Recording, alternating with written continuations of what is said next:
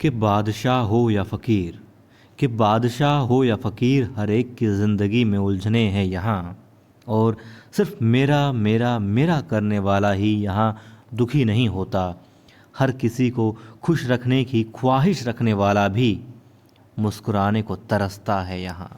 नमस्कार, पुण्य श्लोक एलवाई शो में जो हालात हैं, जो स्थिति है मल्हार राव होलकर सरकार की, उसको देख करके तो मेरे जहन में बस यही शब्द आए। और मल्हार राव होलकर सरकार के जहन में इस वक्त सिर्फ यही चल रहा है कि कुछ ऐसा किया जाए कि हवा भी चलती रहे और दिया भी जलता रहे।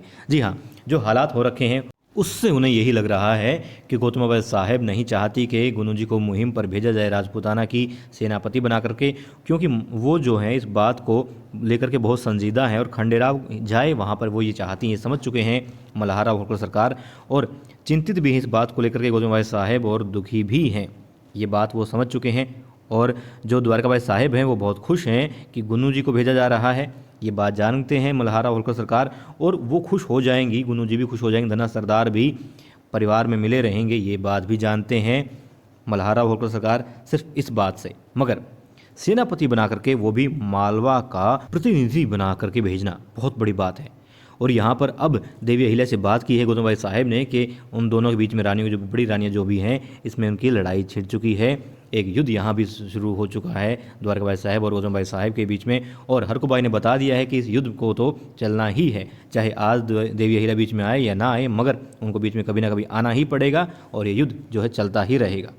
अब बात यह है कि देवी अहिल्या से वो बार बार कह चुकी हैं, और इस बात के बाद फिर से कहती हैं, श्रेय वाली बात के बाद में, कि तुमने बात की क्या। अब देवी अहिल्या कहती है मैं बात नहीं कर पाई, जो स्थिति है मल्हार राव होलकर सरकार की, और अब रंग राव भी आ चुके हैं, तो चलो मैं कोशिश करती हूँ बात करने की। अब बात यह है कि अब वो बात करेंगी, वो बात करेंगी, और वो जिस तरीके से कहेंगी वो साफ साफ नहीं कहेंगी खंडेराव को ही भेजें, मगर मल्हार राव होलकर सरकार समझ जाएंगे कि सिर्फ गौतमबाई साहेब ही नहीं, देवी अहिल्या भी कहीं ना कहीं चाहती है कि खंडेराव को ही भेजा जाए। तो हो सकता है वो विचार करें, मगर बात वही कि हवा भी चलती रहे और दिया भी जलता रहे। यहाँ पर दोनों रानियाँ शांत हो जाएं, दोनों रानियों की बात रह जाए, मतलब कि वो ना जाए वो ना जाए, हो रह जाएगा।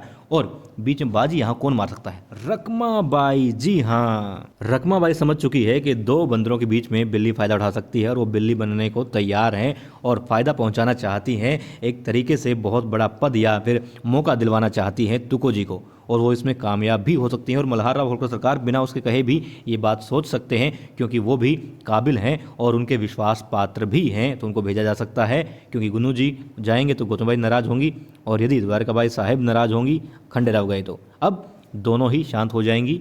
यदि तुको जी गए तो कि मैंने ना उसको भेजा ना उसको भेजा, बीच का रास्ता निकालने की मेरे ख्याल से वो कोशिश करेंगे यहाँ पर।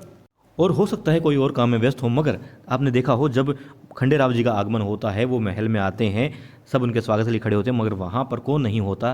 तुको जी वहाँ पर दिखाई नहीं दे रहे हैं। हो सकता है किसी और काम में व्यस्त हो, या उनको उनकी सुरक्षा के लिए पहले ही भेजा जा चुका हो, वो कहीं उनके आसपास निगरानी के तौर पर या सुरक्षा कर्मी के हिसाब से उनके पास चल रहे हों, साथ साथ चल रहे हों, मगर दिखाई ना दे रहे हों।